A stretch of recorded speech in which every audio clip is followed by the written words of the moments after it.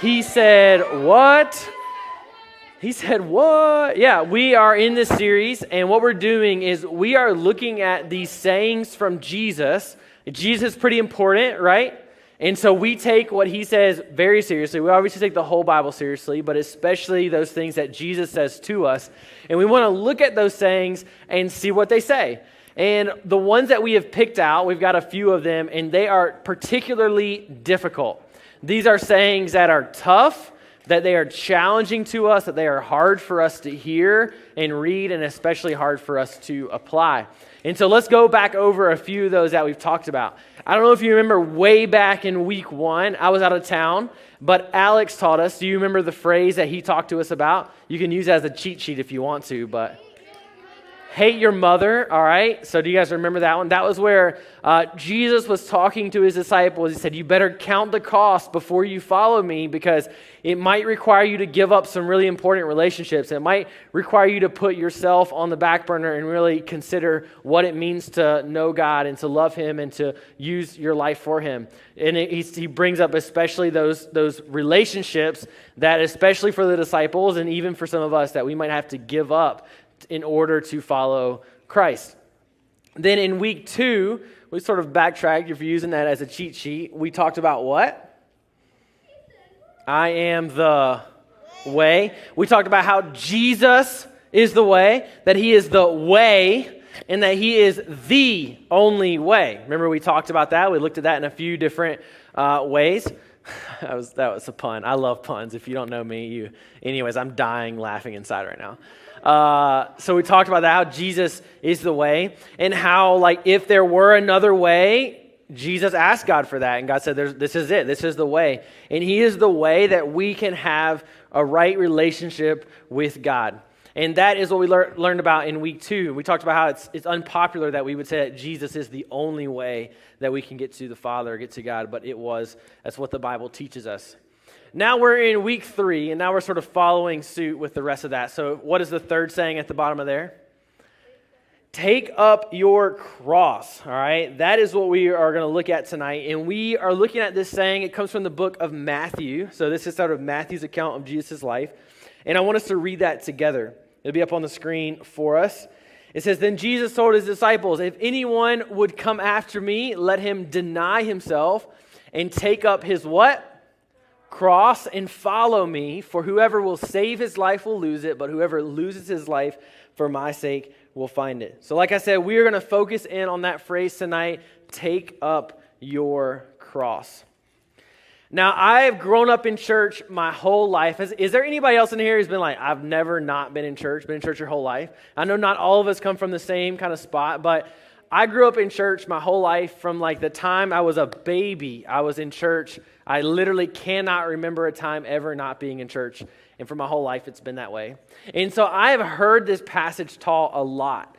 This is a passage that we would hear, and also a phrase that I feel like I've heard used a lot just in like our Christian subculture, words that we might would throw around and talk about. This idea of taking up your cross or bearing your cross, or that's my cross to bear. And I want to share with you a few ways that I've heard this growing up. I remember hearing a story about a Christian student who wanted so desperately to share with their class about Jesus. And their college professor, was an atheist, and he was like, you can't do that. We're not going to allow you to do that because Jesus is a fraud, he's a fake. And so we're not going to allow you to talk to the class. We're not going to allow you to give a presentation or give a speech to the class about Jesus. And so the student would say, I guess that this is just my cross to bear. This is just my burden. This is just the thing that I've got to deal with. This is the cross that God has given me to bear. I heard it another way about maybe someone who was born with a physical disability like blindness. And they would say, well, God created me this way, and so this is just my cross to bear. This is my burden to bear. I'm going to bear this cross. This is just how God made me, and so I've just got to live with that. It's my cross to bear. I especially remember hearing it about a student who came to me one time, and they said, Alan, I'm in this relationship. I got this friend, and this friend, they always cause me to sin. They're not a good influence in my life. They don't help me do things for Christ, but I love them, and I want to be with them, and we got to be together. And so they said, I think that God has just given me this. It's just my cross to bear. And I got to stay in this relationship. It's just the way it's got to be. It's my cross to bear. I've heard it told about abusive relationships, about financial troubles. I've even heard it in like sports analogies. We like to throw this phrase around, bear your cross, take up your cross.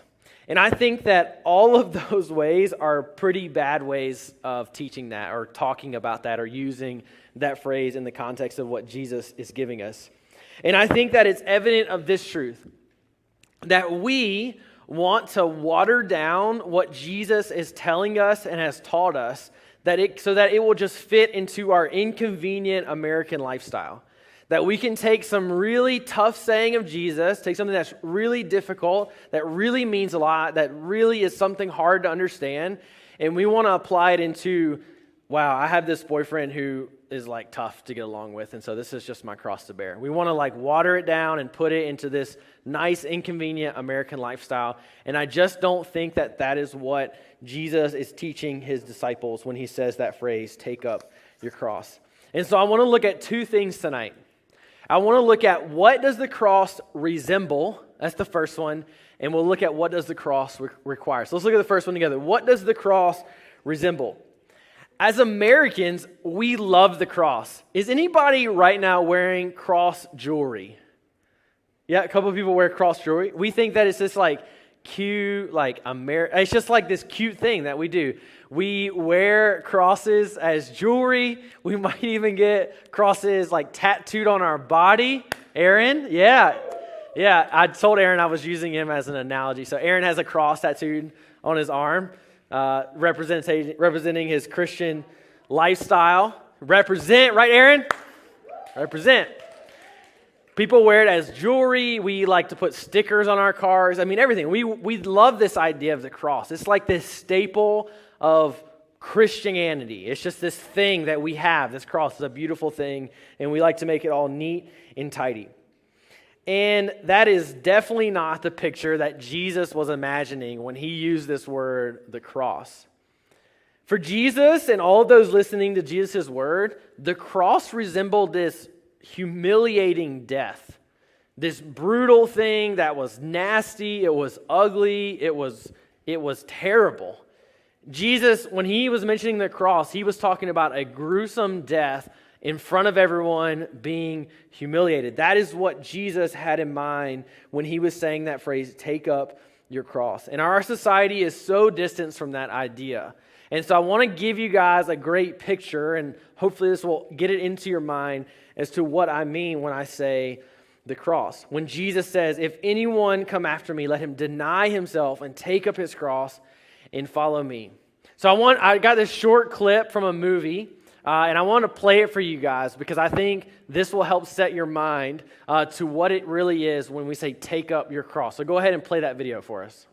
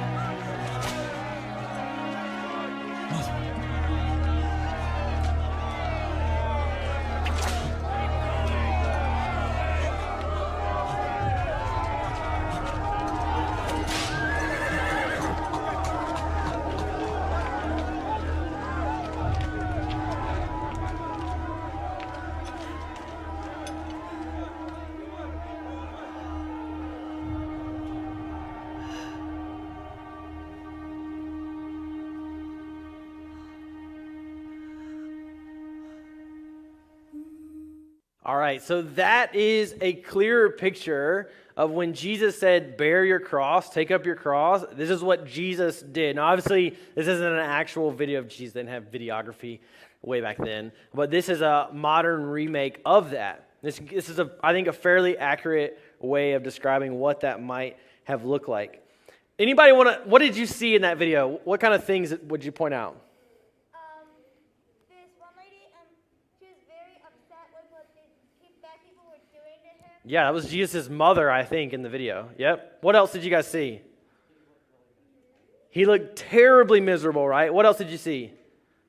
I saw them whipping him. Whipping him, yeah. Anything else? I saw the crown of thorns. Yeah, the crown of thorns. Right there. He was carrying a cross through the town, right? One more. Yep, Cooper? Blood. Thank you, blood. I don't know why I laughed at that. It's just, it was a good, yep.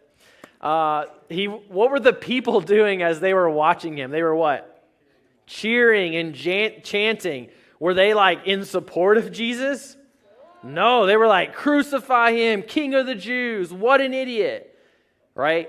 It's a humiliating thing for Jesus to carry that cross. I actually think the video that we see is fairly PG. I think that Jesus would have almost been unrecognizable by the time that he had got to that point. Maybe even barely clothed as he walked through the city, humiliated, being beaten, laughed at and jeered at and made fun of and ridiculed as he carried a cross to which he was carrying to his own death. Right? That is the picture. So Aaron, when you see your tattoo from now on, that's the image I want you to think of, all right? Jesus humiliated and dying. It is a good reminder of our Christian faith, though. I support you, my man. All right, so that is what we are talking about. That is what the cross resembles. Now, what does the cross require? All right, this is kind of the second half here. If that's what the cross resembles, we get that Americanese cross out of our brain for a little bit, then what does the cross require? For the disciples, they had a choice. At this point, and at many points as you read through the Gospels, you kind of hear Jesus using the lingo. He says, if anyone would come after me, they're going to have to do this, this, this. So the disciples had the choice. They follow Jesus, or they what? Don't follow Jesus, right? They say, all right, this is too tough. This is too hard. I don't want to do this anymore. I'm going to go back to fishing. I'm going to go back to being, for Matthew, a tax collector. I'm going to go back to whatever I was doing before because that's the easy thing to do. It's convenient. It's not hard. Because what Jesus is telling me to do, this is crazy. This is difficult. He's telling me that I'm going to have to bear a cross, that I might have to die like that I'm going to have to deny myself. The cross is requiring a lot of us. And for the disciples, they had the choice. And obviously we see for at least 11 out of 12, they chose to fully follow and fully commit to Jesus. Because taking up that cross and denying themselves and following Jesus, it required them to do a few things. It required them to say, commit. They're going to commit to Jesus. That they're going to buy in no matter what. No matter if it costs them death. They're committed to Jesus. And it required them to say no to themselves, to their hopes and their dreams, to their plans, to what they thought that their future ought to look like, to their likes and their dislikes. They had to say no to all of that because that is what Jesus meant when he said deny himself and take up your cross. To say everything that I want is unimportant.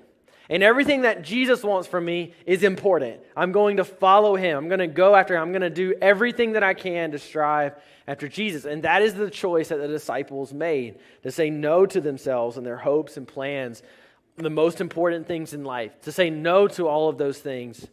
And by saying no to those things, and I think truly that when we follow Jesus, when we say, I'm going to commit my life to Christ, I'm going to be a Christian, I'm really going to take this seriously, I think that we do those same things. We say no to ourselves and our desires to sin or to do wrong. We say no to what our plan for college might be or what we think marriage ought to look like. We say no to all of those things, our hopes and plans and our dreams. I mean, do you guys have a dream for your future?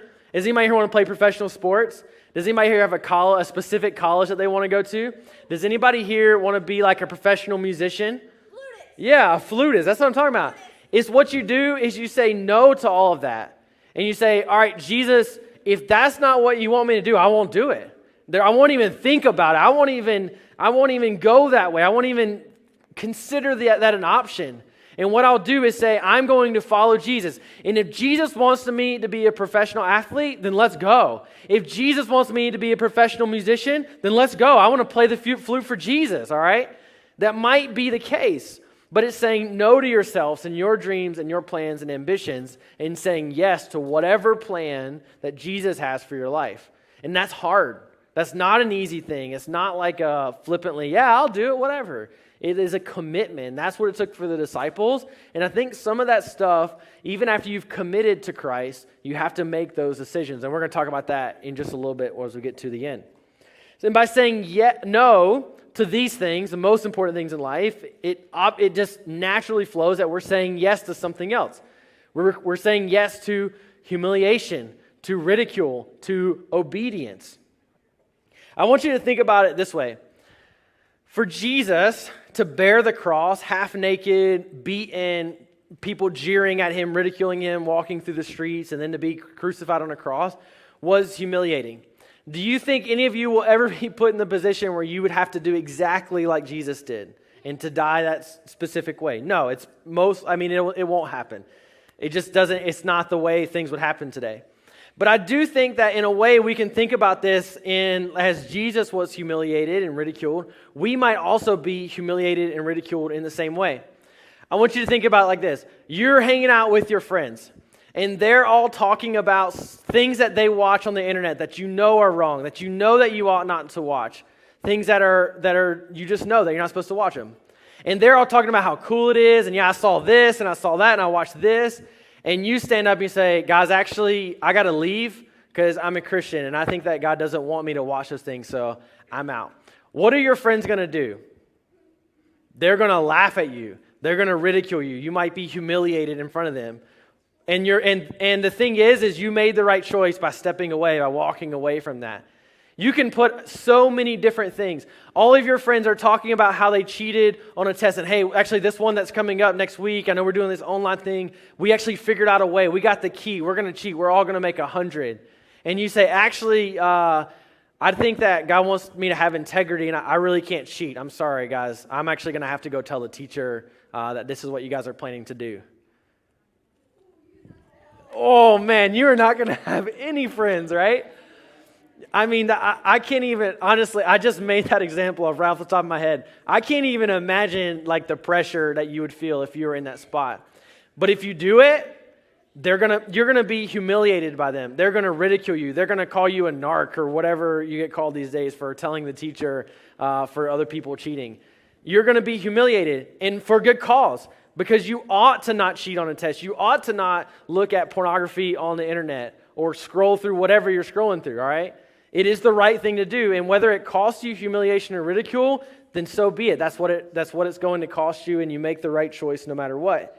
That's a way that humiliation can play a role into us doing the right thing. And I'm not saying it's exactly like bearing your cross, but it is an idea of what that would be like. Because those things, and I even sit up here and I'm like, man, that would be terrible. I would lose like all of my friends. Do you think that's anywhere as close to as bad as being stripped naked, dragging a cross and beaten through the streets, and people are literally cheering at your death? They're glad that you're dying. Is that anywhere near that? Not even close. And the idea that we bear our cross and take up our cross, I think that was the image that Jesus could have had in mind, and it's definitely the thing that he had to go through himself. As with a lot of passages about Jesus' life, we often get multiple accounts of them. And it's not that two people heard the same conversation and wrote down different things. It could be that Jesus actually said it, here to Matthew, and then later on he talked about it again. He used the same story, but he said it slightly differently. We can find this same story in Luke chapter 9, verse 23. Look at this one on the screen with me. It says, if anyone would come after me, let him deny himself and take up his cross, what? Daily, and follow me. So I don't know whether this was a different case. Maybe it was later on and somebody had come up to Jesus and talked to him about it. And he's like, next time I teach that, I'm going to talk about it being daily, something that you have to do constantly. Because saying no to ourselves and our hopes and dreams, we could all right now in this room commit to that right now, and a week later we have forgotten about it. We don't even know, we don't even remember what, you can't even tell me what you ate for lunch today, let alone tell me what you committed to a week ago. And so it's something that each morning you might get up and look at yourself in the mirror and say, you know what, today is not about me and what I want and the things that I want to do and my likes and dislikes. Today is about Jesus. Today is about following him and standing up for what is right and being obedient to what he has commanded me to do every day. And there might be a day you don't do it and you mess up and you sin and you do the wrong thing. And the next day you get up and you say, today I'm going to bear my cross. I'm going to be willing to be humiliated and ridiculed in front of my friends for the sake of Jesus. And it's something that you have to think about and do daily. You're constantly reminding yourself of it and constantly reminding. Maybe that's why a tattoo is a good reason. You can look at that cross and you can be reminded each day that that is what you're called to do as a Christian. I think I've had a really hard time trying to get some of these ideas across to you. And when I was thinking about this, about like dying for our faith and standing up for what is right, I thought about a news report from April of 1999. I know none of you were alive. Some of our volunteers, were any of our volunteers alive in 1999? April of 99? Pete, you know, no? Yeah, Pete was alive, all right. A few of you guys were alive. And I was like 5, so I don't really remember this. But I have read a book about this, and I want to read to you this news headline, this news kind of section from April of 1999 from Littleton, Colorado.